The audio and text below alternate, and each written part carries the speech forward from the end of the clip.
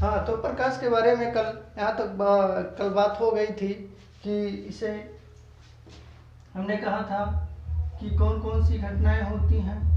तो हमने कहा था परावर्तन की घटना होती है, अपवर्तन की घटना होती है, और उसके बाद हमने कहा था परावर्तन हो गया आपका, अपवर्तन हो गया आपका, और एक हमने कहा था व्यतिकरण होता है, और एक हमने क्या बताया था, तो एक हमने कहा था प्रकाश विद्युत। क्या बताया था? प्रकाश विद्युत, जिसको बोला जाता है फोटो इलेक्ट्रिक, जिसको कहा जाता है फोटो इलेक्ट्रिक इफेक्ट। समझ में आया? हमने कहा था कि जब ये तरंग के रूप में गति करते हैं तो इससे प्रकाश के परावर्तन की घटना को समझा जा सकता है, अपवर्तन को समझा जा सकता है, व्यतिकरण हो सकता है, लेकिन प्रकाश विद्युत फोटो इलेक्ट्रिक इफेक्ट नहीं हो सकता है, क्योंकि आपका जो आपके छतों पर जो लगा पैनल होता है, उस पैनल पर जब ये तरंग के माध्यम से प्रकाश आता है तो उससे विद्युत उत्पन्न नहीं होता है। अर्थात अगर प्रकाश आपका तरंग के द्वारा आता है, तरंग माध्यम में आता है, तरंग माध्यम में अगर इस आता है और इस सोलर प्लेट पे पड़ता है तो उससे विद्युत उत्पन्न नहीं होता है। अब इसका मतलब है कि विद्युत का उत्पन्न होना गलत है या तरंग का उत्पन्न होना गलत है? तो बोले नहीं, विद्युत का उत्पन्न होना गलत नहीं हो सकता और तरंग के रूप में गति करना गलत नहीं हो सकता है। तब दूसरे वैज्ञानिक आए थे और उन्होंने बताया था कि ये जो प्रकाश होता है, प्रकाश को आप फोटान का नाम सुने होंगे। फोटान का मतलब होता है कि जो इसको कणों के रूप में, एक दूसरे वैज्ञानिक आए थे, उन्होंने कहा था कि ये फोटान के रूप में गति करते हैं, अर्थात कण के रूप में, फोटान के रूप में। समझ में आया? जो एनर्जी की पैकेट होती है ना, उसी रूप में छोटे छोटे छोटे छोटे कणों के रूप में। हमने कल आपसे बताया था कि ये तरंग के रूप में इस प्रकार से भी गति करते हैं और कण के रूप में गति करते हैं। अर्थात इस पैनल पे कण के रूप में जब प्रकाश आपका आता है तो क्या करता है, तो उससे ये परिवर्तित हो जाता है किसमें? प्रकाश विद्युत फोटो इलेक्ट्रिक इफेक्ट में। समझ में आया? और इसी के द्वारा ये घटनाएं होती हैं। अब बात आता है कि जब आपका प्रकाश कण के रूप में गति करता है, किस रूप में? कण के रूप में गति करता है, तब परावर्तन की घटना को समझाया जा सकता है। क्या परावर्तन की घटना हो सकती है जी? तब नहीं हो सकती है। प्रकाश विद्युत फोटो इलेक्ट्रिक इफेक्ट हो सकता है जी, बिल्कुल हो सकता है। समझ में आया? तो इसी के द्वारा हम यह कह सकते हैं कि ये फोटो इलेक्ट्रिक इफेक्ट हो सकता है। अब आइए देखते हैं हम कि आपका जो प्रकाश होता है, प्रकाश की ये घटनाएं हो गई कि अर्थात वैज्ञानिकों ने कहा, अर्थात एक वैज्ञानिक थे डी ब्रोगली, और उन्होंने, सभी वैज्ञानिकों ने माना कि ये तरंग के रूप में भी गति करता है और कण के रूप में भी क्या करता है? प्रकाश गति करता है। ठीक है। अब बार बार हम एक शब्द यूज कर रहे थे और वह शब्द था आपका माध्यम। स्टार्ट होता है आपका चैप्टर यहीं से, अर्थात माध्यम। कि ये सर माध्यम किसे कहते हैं, माध्यम है क्या? तो देखो, प्रकाश आपका जहां गति कर रहा है, ठीक है, प्रकाश जहां गति करता है, जैसे वायु में गति कर रहा है तो वायु उसका क्या होगा? माध्यम। समझ में आया? माध्यम बार बार माध्यम और डाल रहा था ना। अब प्रकाश जहां आपका गति कर रहा है, प्रकाश आपका जहां गति कर रहा है, जैसे अगर प्रकाश आपका वायु में गति कर रहा है, कहां पर? वायु में अगर गति कर रहा है तो वो वायु गति कहलाएगा। समझ में आया? वायु में गति करता है तो वायु प्रकाश का माध्यम हो गया। माध्यम प्रकाश जहां पर गति कर रहा है, समझ में आया? प्रकाश जहाँ पर गति कर रहा है, तो प्रकाश कहाँ गति कर रहा है? मान लो प्रकाश अगर आपका वायु में गति कर रहा है, अगर आपका प्रकाश वायु में गति कर रहा है तो वायु का माध्यम कहलाएगा। अगर आपका प्रकाश जल में गति कर रहा है तो जल माध्यम कहलाएगा। अगर कांच में गति कर रहा है तो वो क्या कहलाएगा? कांच उसका क्या होगा? माध्यम होगा। ठीक है। अगर वायु में गति करेगा तो वायु माध्यम, जल में करेगा तो जल माध्यम, और अगर कांच में करेगा तो कांच माध्यम होगा। ठीक है। तो माध्यम वर्ड आपको समझ में आया कि अगर प्रकाश आपका वायु में ही गति कर रहा है तो वो क्या कहलाएगा? वो क्या कहलाएगा? वायु माध्यम। तो उसका माध्यम क्या होगा? वायु होगा। ठीक है। इसी प्रकार से आपका आता है कि जो माध्यम होता है वो दो प्रकार के होते हैं। ठीक है। माध्यम आपका कितने प्रकार का होता है?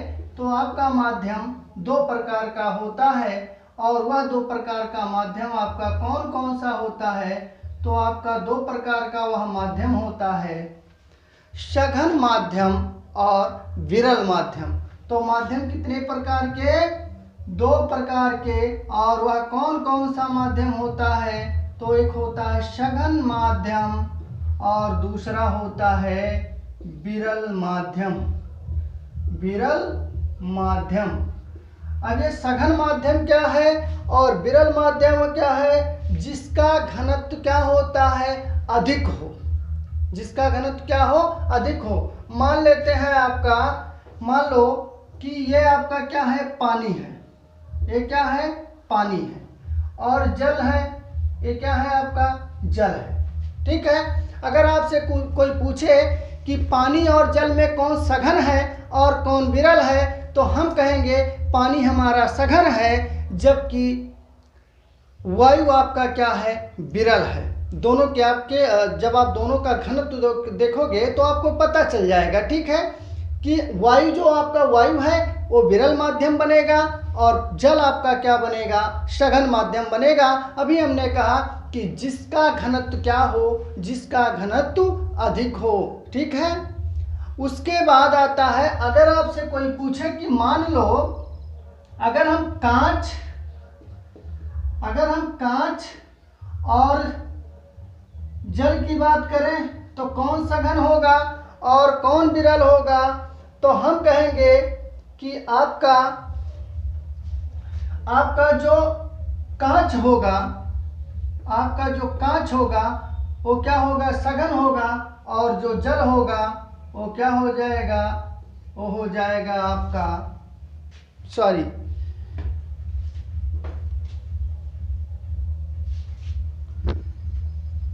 सघन माध्यम में आप क्या बताओगे? जल आपका क्या होगा? सघन होगा। वायु आपका क्या होगा? विरल होगा। अगर कोई इसमें पूछता है तो आपका कांच क्या होगा प्यारे बच्चों? कांच होगा सघन माध्यम, जबकि जल आपका क्या बन जाएगा? तो जल आपका बन जाएगा विरल माध्यम। जल क्या बनेगा आपका? विरल माध्यम। ठीक है। तो ये हो गए माध्यम। दो प्रकार के होते हैं। कौन कौन सा माध्यम होता है? एक होता है आपका सघन माध्यम, दूसरा होता है विरल माध्यम, जिसका घनत्व अधिक हो। जिसका घनत्व क्या हो? अधिक हो। जैसे मान लो ये जल है, वायु है, इन दोनों का घनत्व आप देखोगे तो इसका अधिक होगा, इसका कम होगा। कांच का देखो, कांच का घनत्व और जल के घनत्व में कौन अधिक है?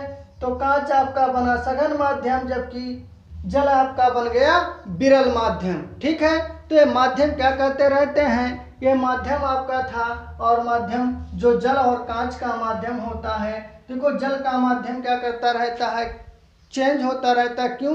कांच के अनुसार वो क्या हो गया?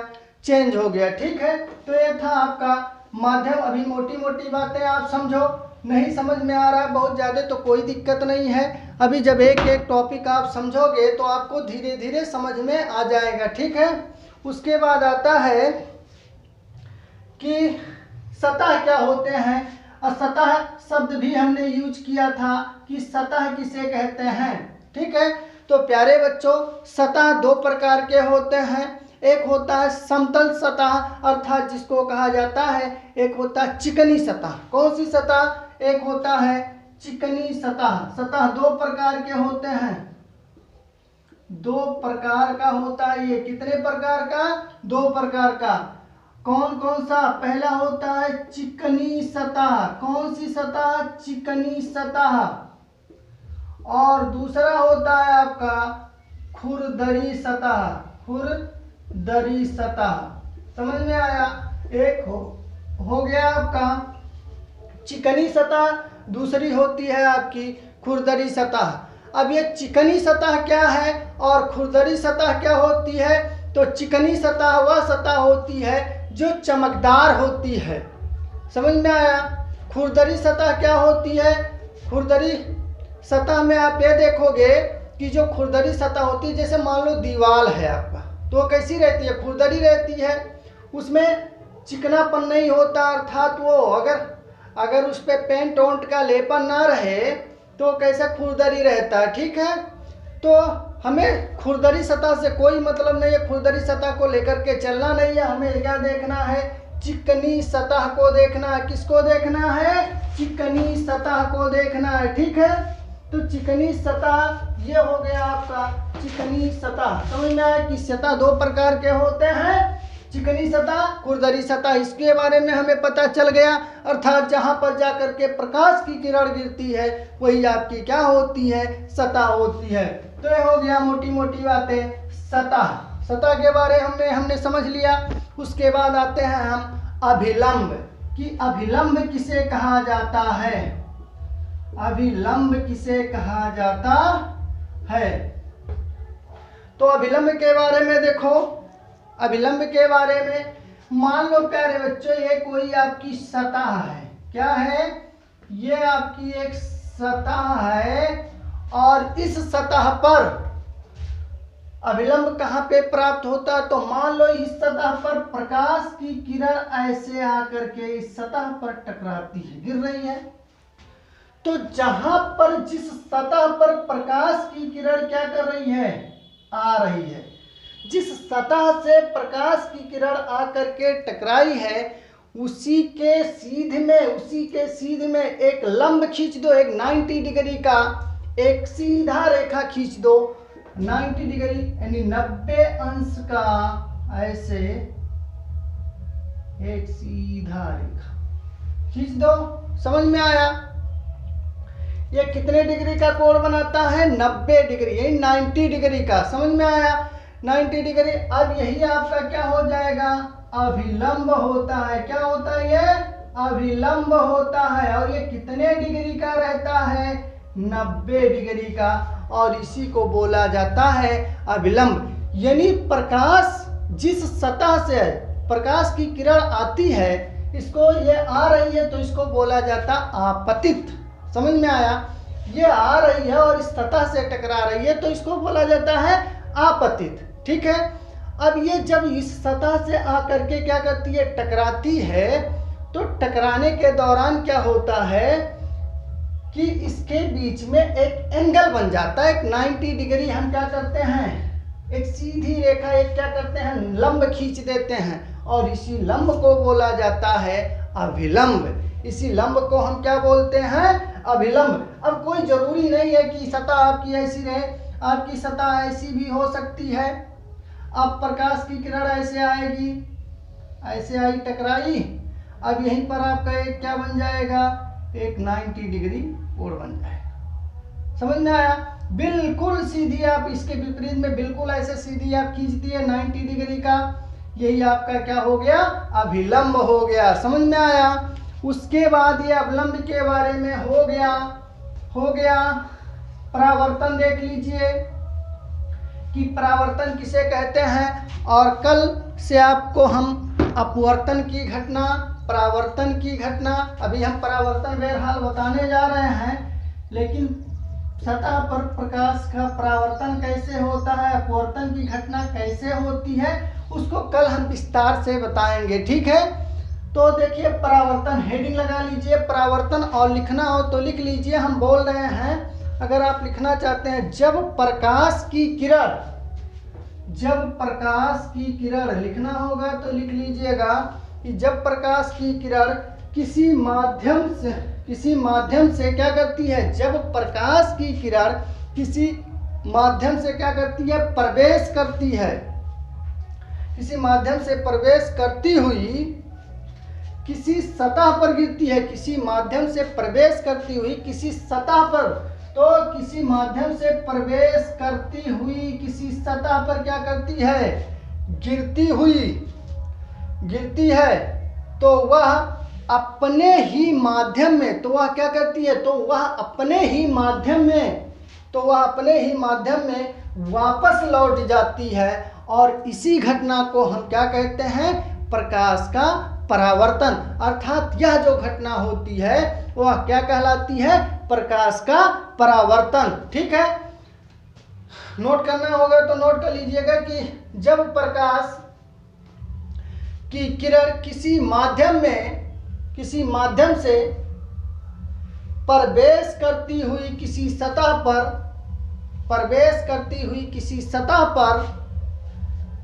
पर गिरती है, तो वह अपने प्रवेश करती हुई किसी सतह पर गिरती है, तो वह अपने ही माध्यम में वापस लौट जाती है। इस घटना को प्रकाश का परावर्तन कहते हैं। ठीक है, हो गया। अब ये यहाँ से क्या हो रही है, आपतित हो रही है, अर्थात इस सतह पर गिर रही है और अपने ही माध्यम से क्या कर रही है, अर्थात तो दूसरे माध्यम में नहीं जा रही है, अपने ही माध्यम से पुनः क्या करती है, वापस लौट जाती